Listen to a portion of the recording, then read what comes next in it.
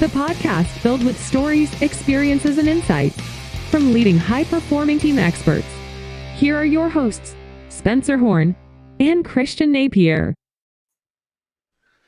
Well, hello, everyone. And for folks here in the States, happy Valentine's Day. Spencer, I can see that you've got some changes in your lighting behind you there, reflecting the color of love. How you doing? I'm doing terrific. I'm in love, of course, with my sweetheart of 37 years. And, got a little bit of red socks, too. I don't want to necessarily bend over and show those, but red lights. Hopefully that's just indicative of Valentine's. How are you this beautiful day? I'm doing well, and please don't misunderstand, folks. I am wearing black here today, but that doesn't reflect my disdain for my lovely wife of 33 years. I care for her deeply. I just don't have it reflected in my wardrobe or in my lighting. But I know also that you have deep love and appreciation for our guest today, who is an amazing, amazing person. So, Spencer, why don't you bring him on and introduce us? Absolutely. So I am so excited to bring Dr. Paul Jenkins on, and he's somebody that you and I know well. We've had him on the show before, although we had, I think, some technical difficulties last time. So we're so excited to have him come back on Valentine's Day for special message. So I want to tell our listeners, we have guests, Dr. Paul, all around the world, and they may not know you as well as we do, but Dr. Paul is a clinical psychologist. He specializes in science and the practice of positivity. Yes, it is a science. It's not just a, feel good, thumbs up type of thing. There's science behind it. But as a coach and a keynote speaker and a trainer and author, he talks about this, and he's also a host of a popular podcast and a YouTube channel that has hundreds of thousands of followers. He empowers individuals and families and influencers to go far beyond traditional therapy or positive thinking programs. And he does that to help them create the life they love through powerful positivity processes, which I know you'll share with us. For over 2 decades, his clients and colleagues and family and friends have accused him of being pathologically positive. And so he decided he just gave up and embraced that appellation, that moniker. And so now he is really pathologically positive no matter what. But from a psychological perspective, the word pathological means disordered, disconnected from reality, crazy. It may sound a little crazy to consider the possibility that he can take that positive position no matter what. And that's something, Christian, the world really needs today, right? And so I think you and me and our listeners are going to really quickly see how this model that he talks about, the positivity model, will make that possible. So, as it relates to teams, Christian, think about what happens when everyone in the organization becomes pathologically positive. I mean, you might wear a different color. Wow. Well, people experience a higher level of joy and satisfaction, relationships improve, problems are solved, innovation happens, and stuff, which is a scientific word, gets done, and life gets better. Dr. Paul, welcome to Teamwork a Better Way. Oh, so glad to be back. And so far the tech's working great this time. That's right. Well, I in all fairness, I was on the road, and I think I was at some county library in Paragucha or something like that. Yeah. As you were reading that introduction and giving me a little context here of why I'm here. I am the positivity psychologist. Yeah. And when you mentioned that there's a science and a practice behind positivity, I think it's really important to get past the trite, fluffy, just think positive that you hear from motivational speakers or gurus. Because people are turned off by that. I mean, there was some eyeball rolls when I was talking about that, probably, right? Well, yes, because people use that without actually understanding what it is or what's going on psychologically There's a process that when you understand it, it becomes a very powerful tool that you can use in all of your key relationships, including your team. So that's why I think it's so relevant to what you guys are talking about with teamwork and supporting high functioning, productive teams. We have to know how to operate the equipment of our own mind. Software and hardware, right? What was that, Spencer? We have to know the software and hardware. We've got to have that manual. Well, hey, would you start off? Just let our listeners know, how did you get here? Tell us a little bit about your story in terms of what brought you to this place in life and the focus of your expertise, how you developed that. Just tell us a little bit about where that came from. Well, and thank you for that question, because where my mind immediately goes with that is to a time and place in my career where lightning struck. Okay. In fact, that's chapter 1 in my book. Spencer, you were mentioning pathological positivity. That's the title of my book. And chapter 1 is titled Lightning Strikes. And this is at a time in my life when I should have been set. At least that was the story in my mind. I had a thriving psychotherapy practice. I'd been in practice for 12, 13 years at that point, and I was busy. I was so busy you couldn't even get an appointment with me in 5 months. I had this waiting list, and I had negative cash flow for 2 quarters in a row. And I can't work anymore. I'm already working dawn to dusk, and something is not working right here. Okay, now there's a lot of other parts of the story, but the short version is I ended up in a bankruptcy. And for me, that was what the lightning strike was. But you can look at your own life and think through, okay, well, what is it for me? Because I've noticed, I've been on the planet long enough to know that stuff happens. And it happens on a regular basis to really good people, and you don't always get to pick what it is. So for me, it was a bankruptcy, but what is it for you? Is it the same, or is it a divorce, or is it a diagnosis? Is it some kind of a health condition? Is it a relationship issue? What is it? But stuff happens. Well, this is when it happened to me. Now, I'm a professional psychologist, and I teach people all the time how to be happy, right? Or to thrive or succeed in their key relationships. This is the first time, really, as an adult, where I came face to face, head to head with, do I really believe this? Do I really believe all of this psychobabble that I'm, spewing out with my clients? Are the principles actually true, and do they apply to me? That was the personal touch that I got. And as I reflect back on it, one of the things that it's almost embarrassing to admit, but as I was going through that experience, I believed at some level that I'm a special case. I should be able to just pull myself up by the bootstraps, or this shouldn't affect me. This shouldn't even really be happening to me because, well, I'm a good person, right?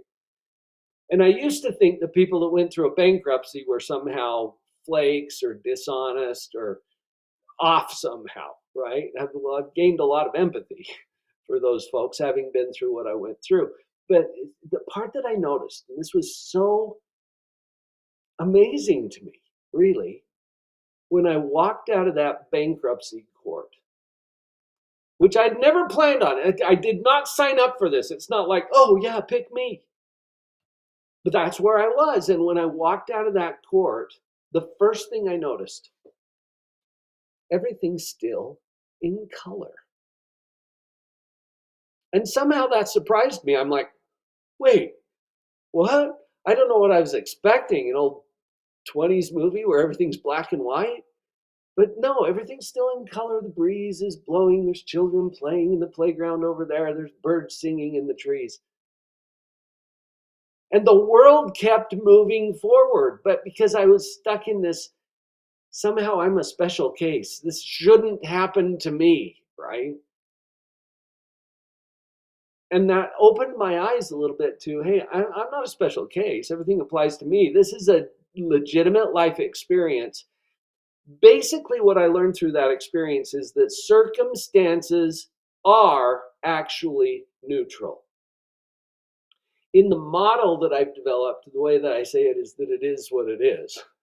Okay, now that can be annoying too, depending on who's saying it and why.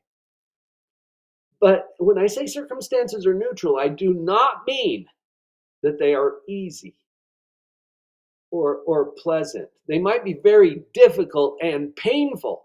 But when I say that they're neutral, what I mean is it could always be better. It could always be worse. Is that true? Just think about that for a minute. Is it true that things could always be better and could always be worse? Now, as a professional psychologist, my job is to illuminate the obvious, which is so cool because I get paid to tell people things they already know, right? But there's obvious things that are completely unnoticed. Like the feeling of your clothing on your body. Can you feel it? Now that I've mentioned it, right? It's Well, it was a little bit tight before, so I could kind of feel it. I've been working out, so it's feeling a little restricted. And you're very stylishly dressed today, Spencer, as you always are. It's when it's called to your attention, now you notice it. What I've developed through my positivity model is a way of showing people something that is obvious but unnoticed. That your mind is constantly engaged in two separate processes. You can't turn them off. You're going to do it. Your mind is doing this all the time. And when you become aware of it, then you're back into a position of choice where you can actually steer it, choose what direction you want to go with your thoughts. And either we steer our thoughts or our thoughts are going to drive us. So I've kind of already launched into, some of what that model is all about, but that's a great introduction. And Dr. Paul, I've been there too. I've been through bankruptcy, and what's interesting, I remember losing my home, and it's exactly what you said. I remember how just what are we going to do, and how how's life going to go on, and you know what happened? We found a rental, and life went on, and it's like everything was normal. Obviously, it was tremendously traumatic going through it. And one of the things, so the question I have about that experience is, I know how hard it is to get out of that mindset that, you say you're a special case, but a lot of people file bankruptcy and then they have it's almost like they're stuck because the mindset is, I'm a failure. I can't succeed. I won't succeed. I had somebody reach out to me that had heard me speak, literally crying for help. I mean, crying because just got his dream job and lost it, and going through, a foreclosure right now. And it's like, I don't want to live anymore. And so how do you overcome, how did you get to that place where you're like, I can see the sky, the sun and the clouds and the birds. Not everybody seems to be able to make that switch. How did you do that? What we focus on, we feel. And what we think about, we bring about. So when I said my job is to illuminate the obvious, I'm not here to tell you how to think. I don't have that kind of authority. But I do want you to see that you are thinking. So if we go back to these two processes, and this is to help answer your question, Spencer, how do you get out of it? The first step is what I call metacognition. Some people call it mindfulness or awareness. But metacognition is fancy psychobabble word. Okay, we make up words in psychology. It makes us feel smart. And this one, if you break it down, cognition means thinking. If we put that at this level, metacognition is a higher level. It's thinking about thinking. And I invite you right now to notice that you can do this. Either you drive your thoughts or your thoughts will drive you. Well, if you're not aware of your thoughts, they're going to drive you. So we take the bankruptcy, for example. Since we're using that as an example, at the time, this was shortly after, I think, that we went through this bankruptcy, Vicki and I were invited to serve as leaders for a youth experience where these young people were reenacting some of the early immigrant pioneers, what they did. It was a handcart trek. And we were volunteering as leaders for this group of youth so that they could connect more with their pioneer ancestors who came across to the Western United States. And as we were doing this, we were encouraged to research our own family history and see if there was anybody who was in that situation. And sure enough, I had a family in my genealogy who came across in what's known as the Willie Handcart Company. Now, you guys can go Google that if you want to. This was an ill-fated group of early pioneer immigrants where they ran into some troubles and like half of the company died before they finally got to Salt Lake City.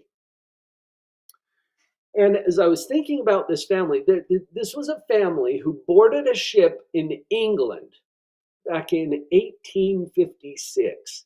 They got on a ship with their 6 kids.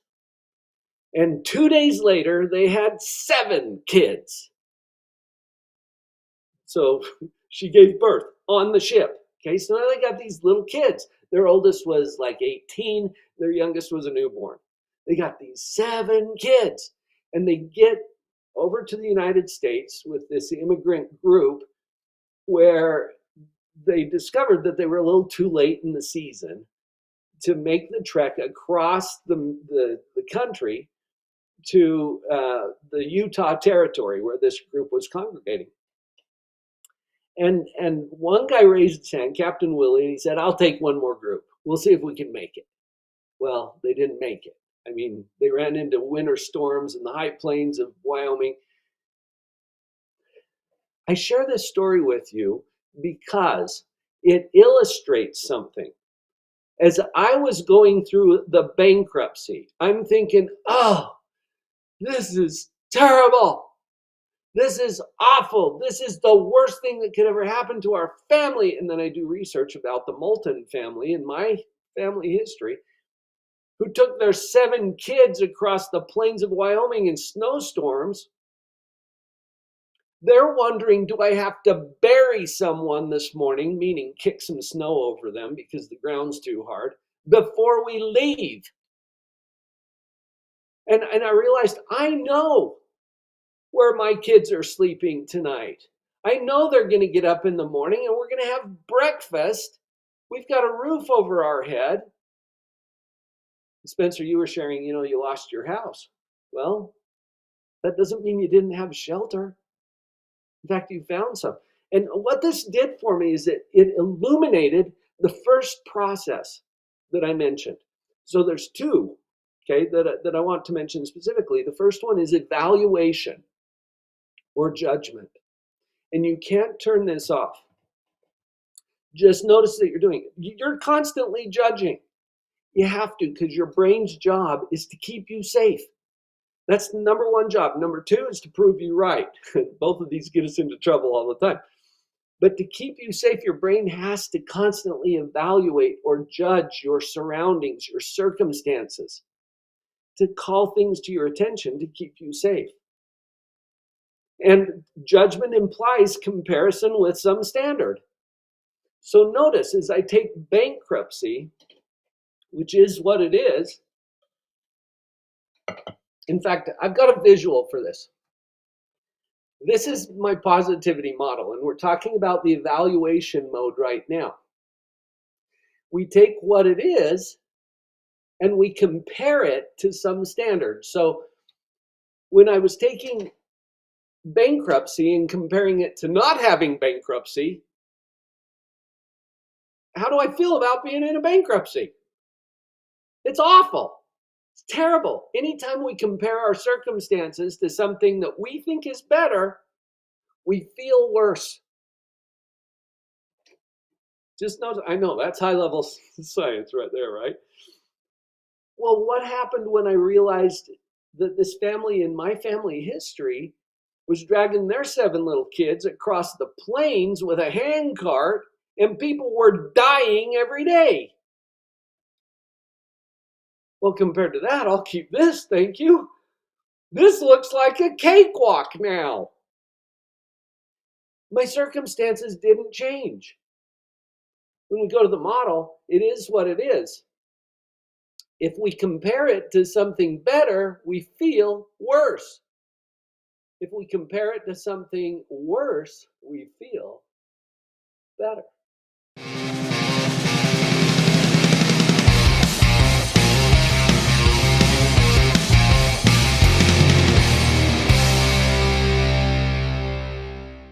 That's a truism, and it reminds me of the Johnny Carson scale. Have either of you heard of the Johnny Carson scale? No. There's a continuum of things that happen to us. Like maybe at a 1, it's like there's a wrinkle in your sheet. A 2 is a paper cut. A 3 might be lemon juice in that paper cut. But 100 is you're dead. So how bad is the situation really that we're awfulizing and catastrophizing about on that Johnny Carson scale? Well, and my invitation to people is just to notice that you are making that judgment. Yeah.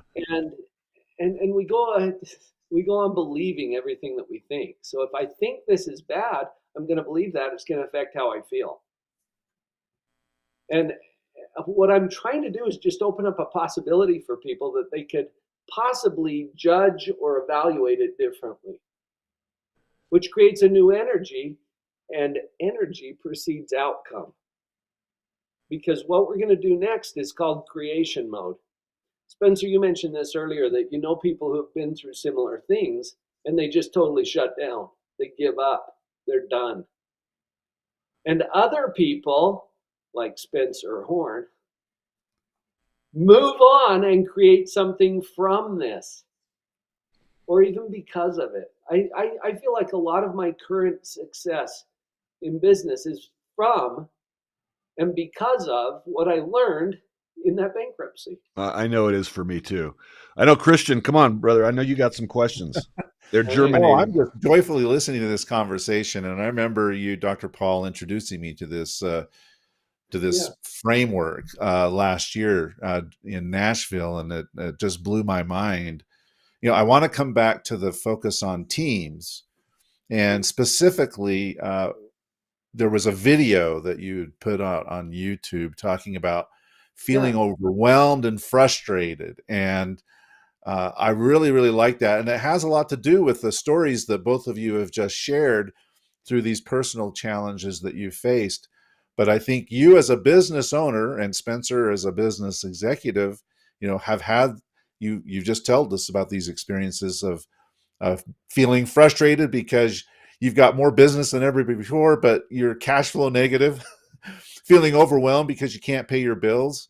You know, these are normal feelings that people feel in a business environment, and you gave some really effective strategies to deal with those feelings of frustration or feeling overwhelmed. So perhaps you could kind of walk us through what you were talking about there in the video that you shared off air with Spencer and with me.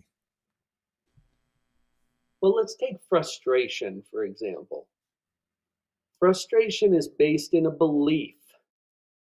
And it is a belief, okay? It's not your circumstances. See, circumstances are neutral.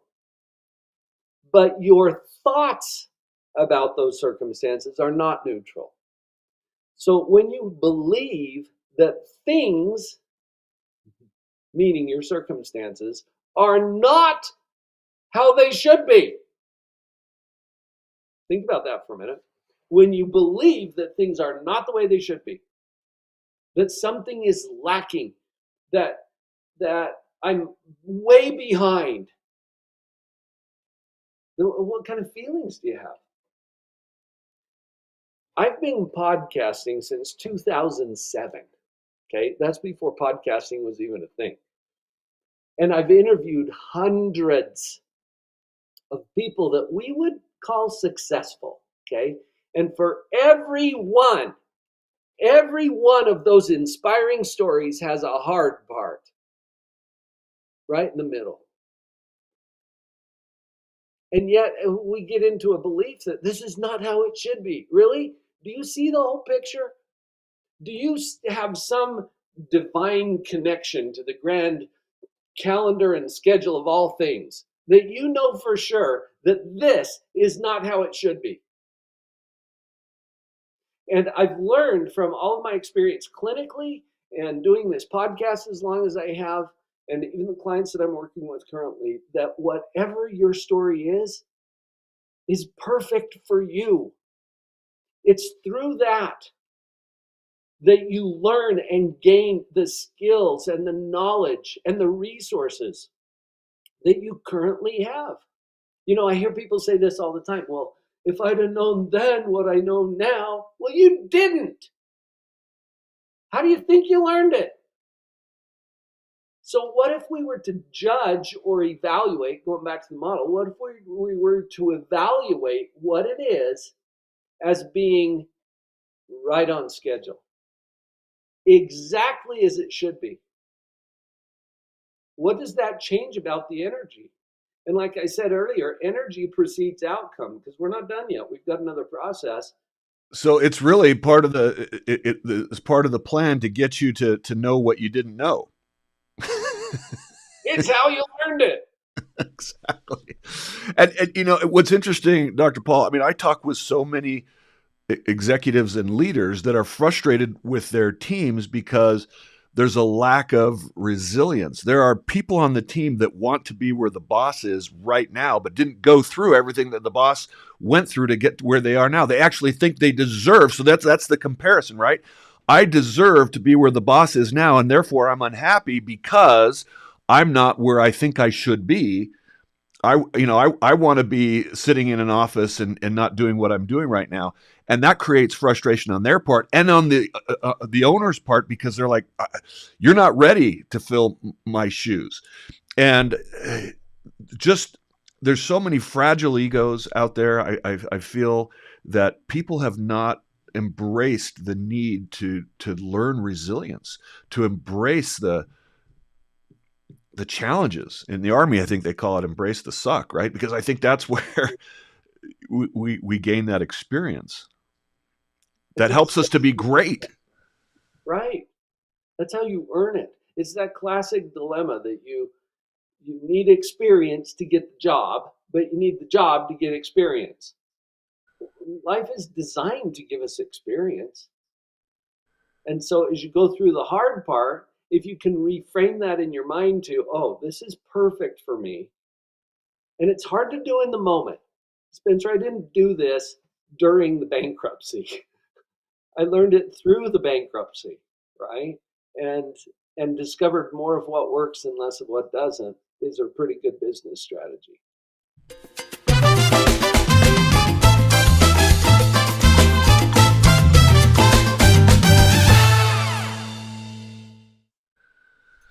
So, Dr. Paul, kind of going on what you've said here, you know, a person could take away, well, if things are exactly as they should be and I'm right on schedule, then I should be content and everything's fine. But we're always pushing to change and improve and become better. So how do you reconcile this belief that, okay, I'm right on schedule, I'm exactly where I should be, with I need to do better. I Not need being to learn. complacent. I need to grow, you know, because a person could potentially misinterpret that, oh, well, I'm content with where I am and I don't need to change. I don't need to do anything. Everything's the way it's supposed to be. But actually, there is a better way.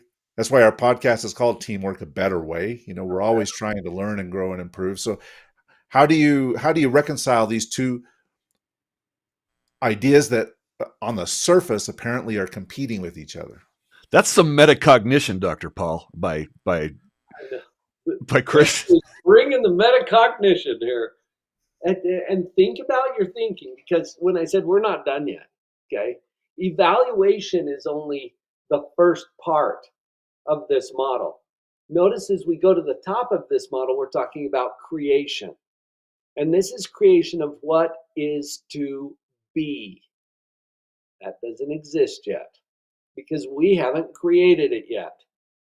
So when we move to creation mode, we have a choice, because you have to create something. What if I were to give everybody, you, Christian, Spencer, you who are listening right now, an assignment? And the assignment is to take a half hour. That's all you get. Half hour, we're going to time you to somehow go out there using your creative energy, any resources you can pull into your grasp, and somehow in a half hour, make your life worse.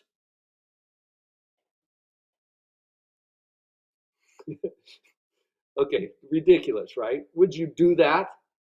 It could take some effort, but it probably could be done. Now you're both chuckling because you would never do that on purpose. No. We do it accidentally all the time. You would never do it on purpose. Why? Well, that would be self-immolation. Yeah, you're going to have to tell me what that word means.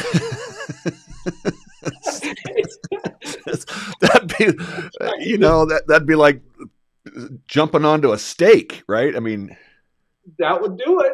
Impaling myself. I mean, that's.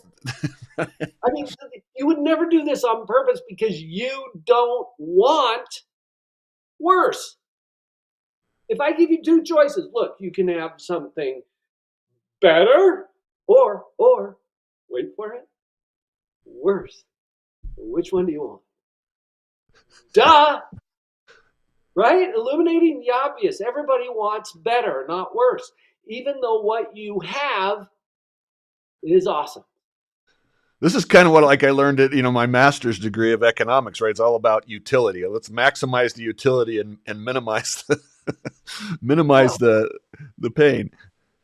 Look, we are creators. I believe this from a very spiritual, foundational place inside of me. We are creators, which means we have to create something. And getting back to the dilemma that you proposed there, Christian, because if we get to a place where we are at peace, going back to the model, okay, this green arrow right here, peace. When we are good with what it is, no matter what it is, and as we generate that energy of peace, we take that energy to the creation game. Peace, gratitude, abundance. When you feel the abundance of your current life and circumstances, then you take that energy to the creation game and you can go create and upgrade all day long, because you have to create something. And one of the fears, Christian, as you were asking the question, I was thinking about a lot of managers and leaders and teams that I've worked with, where the fear of the leadership is, oh, if we tell the team they're doing good, then they'll never get any better. It's not true. That denies the resilience and the valiant spirit that human beings possess. They will move forward to create. And think about your own energy, okay? Because this is a lot about energy management. When we talk about positivity, it's about steering our thoughts, but also managing our energy. Because what we think about, we bring about. Meaning we get to imagine what we're going to create. And what do you want? Something worse or something better? Duh. Guess what? Your team wants the same thing. But if we spend all of our energy telling our team, because we're in creation mode, think about it. As a leader in that team, you're in creation mode. You want something better. And when we come at our teams and say, you can do better, come on, you can do better, you can do better. Well, our team is in evaluation mode. And when we say we want something better, they hear, you're not good enough. What if we were to meet them with this energy? You are awesome. You are rocking it. We are doing well. And you guys, we are, compared to something worse, right? So in evaluation mode, we join them there, we create that energy, and then they naturally join us in creation mode to go make an upgrade. This is the dilemma that we face as leaders of teams, because if our focus is constantly on improvement, our teams are going to hear inadequacy. We get to join them for a moment in enjoying and celebrating the good, rich abundance that we have already created. Pause. Feel it. Generate that energy, and then we naturally move into creation mode. So back to your question directly, Christian. If we're thinking that things are exactly as they should be, or I'm right on schedule, won't that lead to complacency? And I will say it could, but it's unlikely. What that does is it creates an energy that we now take to creation mode because we have to go create something. And everybody wants an upgrade. I think about my phone. I think this is like an iPhone 7 or 8 or something. I don't know. I think they're up to like 43 now. And I look at this, it's got more computing power than the space shuttle. It can do more than my first 7 computers combined. It's awesome! And I want an upgrade. Why would I want an upgrade? Because there's one available. And given the choice, people will always choose an upgrade. I think we need to trust our teams to be humans and to honor their powerful creative spirit. The resilience and the creativity that humans possess never ceases to amaze me.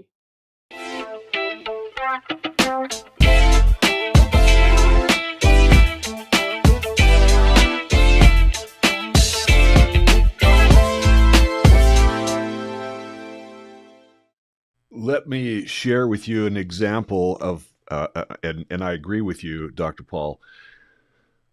Christian, you know, I've talked about Kelvin. You've met him. I actually interviewed him this past week for my book. I was able to sit down with him. And, you know, I experienced what very few people experience, and that is an incredible mentor and leader that I absolutely adored and loved working for.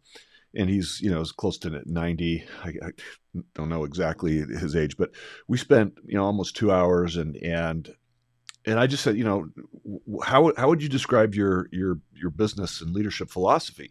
He said, I believe in the dignity of the human soul, and it's all about treating people with dignity. And I'll tell you, I have never worked harder for any individual than for that. He used to say, I don't care if you work 20 hours a week or 80 hours a week, as long as you get your work done. I ended up working 80 hours a week all the time, but I was excited to do it because he sat me down one time and I asked him this question, Christian, because I've talked about this. He gave me an ultimatum. He says, I need you to step up. I'm going to give you 6 months. And if you can't do it, I'm going to have to replace you. And I asked him, Kelvin, and I said, Kelvin, he said, I don't even remember that. And I said, yeah. And at the end of 6 months, he promoted me. And he says, well, you must have done something right. He says, one of the gifts I have is I just let stuff go. I don't remember any of that, but what a great leader. He challenged me and pushed me. And because, many people would hear a conversation like that with your boss and think, oh, I need to look for another job. I'm out of here. But the opposite was true with me. And I need to get it together because I don't want to let him down. I don't want to leave here. I want to stay here. And so I think that really illustrates what you're saying, but I wanted to reverse that. And I had a conversation recently with a project manager that's working on a team that has a toxic CEO. And this person, I don't want to give any hints away who it might be, because I want them to actually listen to this and feel confident that, people don't know what they're talking about. But this team was project team was high performing. They merged with another team that didn't have enough resources. And so this project manager of this team was, meeting all their expectations and demands. Well, several members of the team quit because of the environment that this CEO was created. And so they went from a 4-team member to this 1 member. And yet this individual was tasked with maintaining the level of productivity that the team of 4 did. Now, this person's been with this company for over 2 decades and losing hope. How, you want to talk about team frustration. How do we've been talking about the leaders creating that environment. What if you're on a team where you have a toxic leader? How do you handle that? And you're coming from the perspective of being on the team, not the Yeah. leader. Well, this individual and other people who are in that same environment. The interesting thing about this model is that circumstance, as all others, is neutral. And noticing that we're judging it, okay? Labeling the leader as a toxic leader is a judgment. Now, I'm not even arguing with the accuracy of it. I'm just saying that's a judgment, and that creates an energy. When you're on a team and something is going in a direction that is not productive or pleasant, or it causes you some pain or difficulty or challenge, we get to do the same process. So first of all, you come to peace somehow with what it is, even though it's really tempting to go over here and say, no, this is bad, this is terrible, this is horrible, this is... I had a guy in my office, and he's like complaining about his boss and how this team that he's working on is toxic. He didn't use those words, but basically that's what was going on. And I stopped him at some point. I said, wait, you have a job? Okay, and he rolled his eyes at me a little bit. He's like, okay. Right? He has a job. He's getting paid for it. How cool and amazing is that? What I was trying to do is get him into a positive evaluation of what it is. Why? So that he could stay there forever? No. So that he would have the energy that's required to go into creation mode and create an upgrade. See, we're managing energy all along. If you're in a circumstance that is not to your liking for whatever reason, you still get to come to peace with that somehow, because that creates the energy for you to move forward and create an upgrade. And it might mean that you change teams. It might mean that you change careers. Yeah. Yeah, no, that's and that's exactly right. And it's I didn't have your scholarly approach. Mine was how you got to let go of attachment of what's going on right here and say, Right. What are your options, and are you willing to make a change if that's necessary? And as soon as you let go of whatever is controlling you, and you can start having the power or the energy to make a change that you need to get that upgrade. One thing that you might think of here, Spencer, is that you're going to neutralize. Yeah, I like that. Neutralize the circumstance. Yeah. Because that's a little easier than saying, well, it's neutral. Neutralize it. Meaning, okay, it is what it is. Now what can I do with this? And it engages that creative power.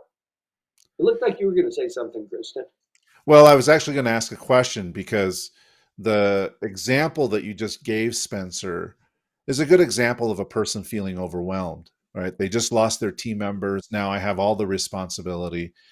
And you feel a sense of despair, a lack of belief, So it's one thing to feel frustrated where you're not happy with your circumstances.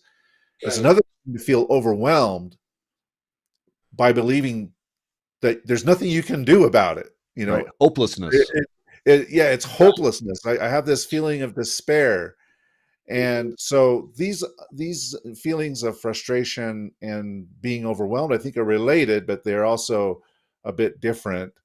And you, Dr. Paul, in the video that you shared with us, had a really interesting approach to dealing with this feeling of being overwhelmed, using the example of a Pixar movie, which I think is quite appropriate. So I'm curious if you can just kind of walk us through this situation where we might find ourselves in as a leader or as a member of a team, like Spencer just mentioned, where we're feeling overwhelmed by our circumstance, and how you can address that.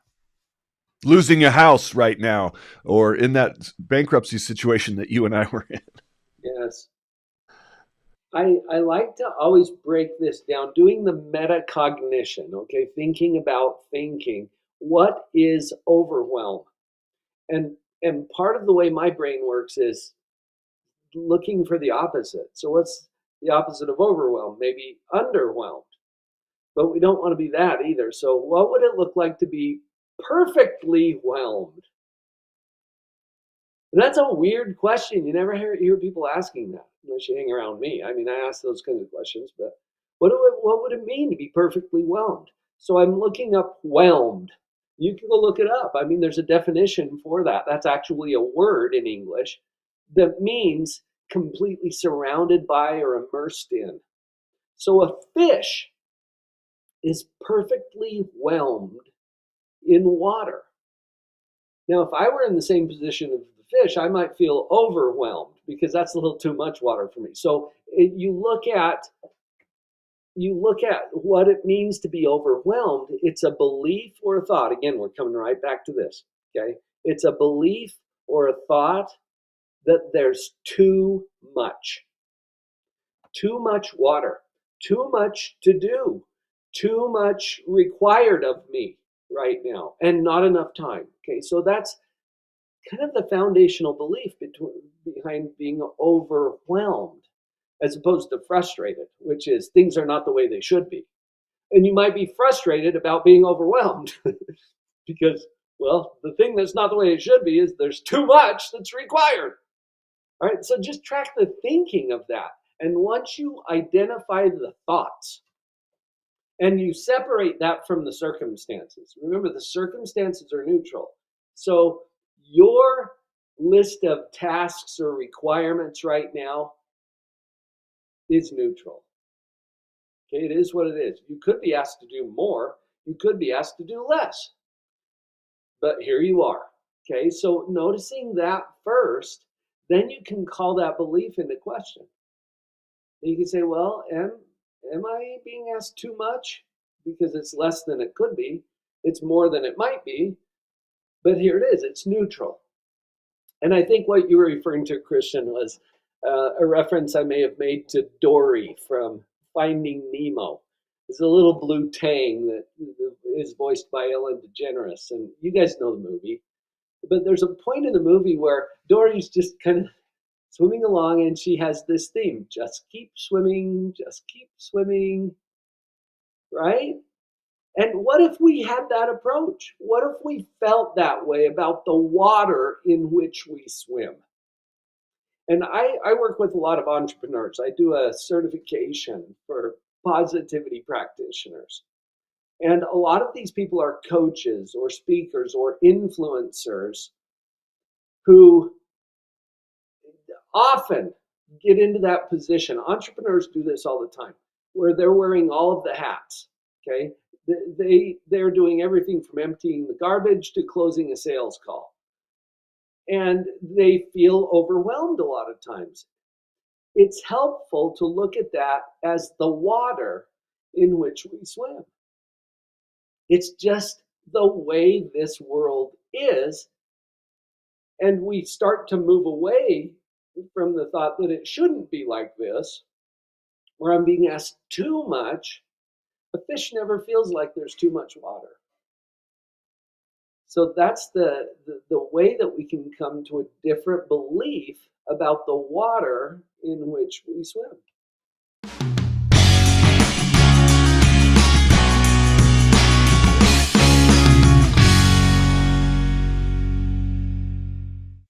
Again, it's interesting. It seems like that's a simple solution. There are people that actually, because of their overwhelm and frustration, have medical conditions where they're high blood pressure or they are physically ill because of just how they're thinking about their environment can actually manifest itself in physical symptoms. Have you seen that? Oh, absolutely. Remember, your brain is part of your body. It's an organ in your head. And it is connected very literally through blood vessels and nerves to every other part of your body. So it's no surprise that when our brain is processing things in a certain way, it impacts every system in our body. And there's a lot of research that shows this. We've known that stress, anxiety, overwhelm, frustration, anger, all of these things impact the actual physical systems in your body.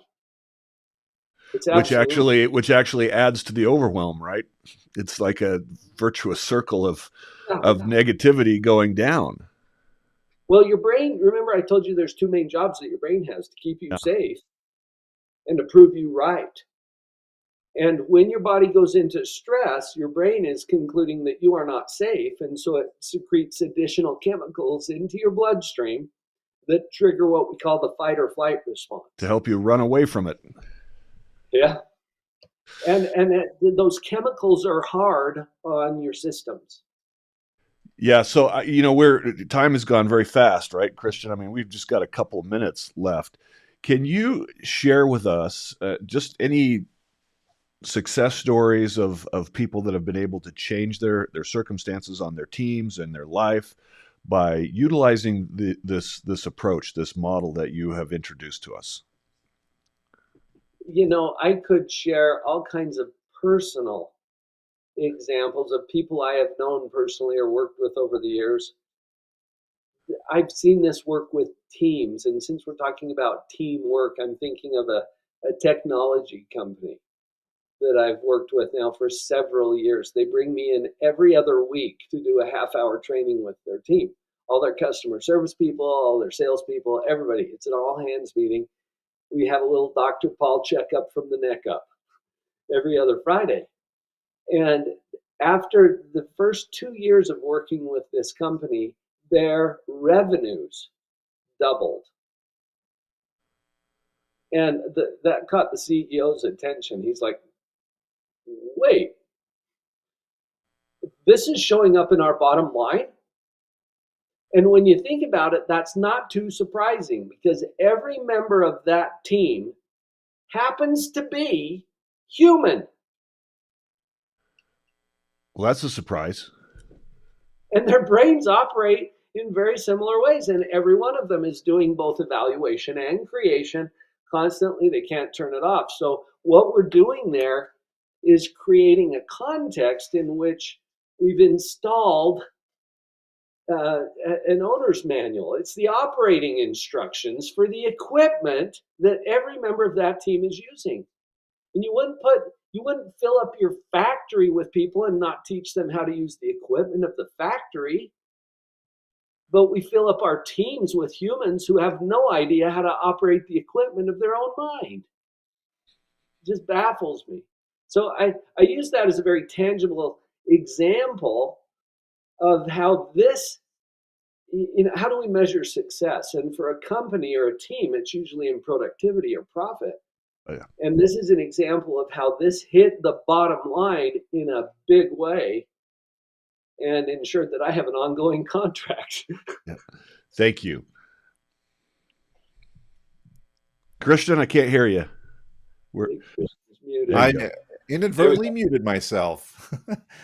This has been a fascinating hour for me, Dr. Paul. I learned a lot, and I really appreciate you coming on with us again after the first time when we had some technical difficulties, to share your learnings and experiences and insights with us. And for our viewers and our listeners who either are consuming this live or will be consuming it later, if they want to connect with you, if they want to learn more about how a pathologically positive professional can help them, what's the best way for them to reach out and connect with you?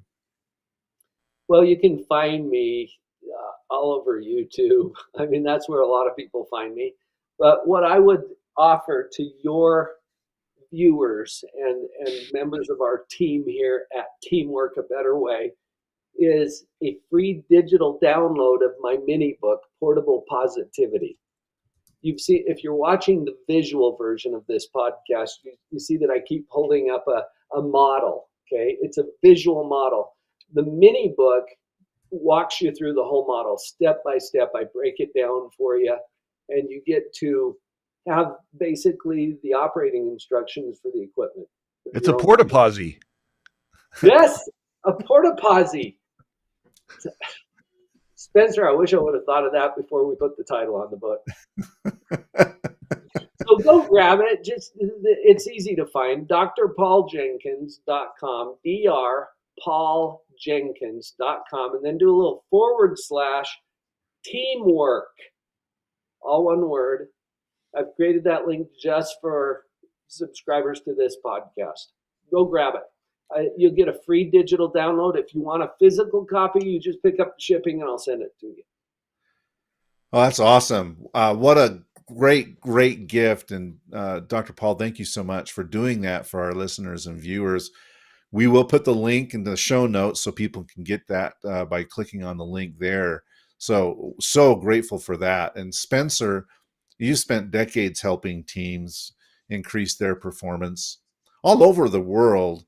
If people want to learn more about how you could potentially help them, how should they contact you? Just look me up on LinkedIn, Spencer Horn, the Team Performance Authority. And back at you, Christian, how can people find the amazing metacognitioner? Just go to LinkedIn, look for Christian Napier. You'll find me there, and I'm happy to connect with anyone and engage in a conversation. So again, Dr. Paul, thank you so much for giving an hour of your time. Before we forget, though, Spencer, we've got a great show next week. So what are we talking about next week? We're talking about how to have stay interviews instead of exit interviews. Get people to be excited about staying instead of talking to them after they've left.